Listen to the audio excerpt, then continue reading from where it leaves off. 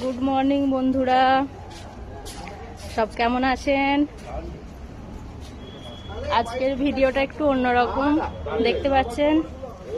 ছাদে প্যান্ডেলের কাজ চলছে। আসলে আমাদের ছাদে কয়েকজন মিলে সরস্বতী ঠাকুরের একটা ছোট করে পুজো করা হয়।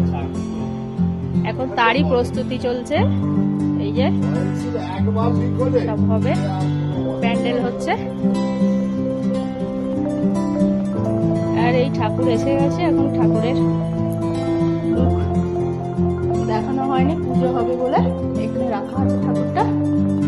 এই যে আমার ছেলে বারবার আসছে আর ঠাকুরটাকে দেখছে।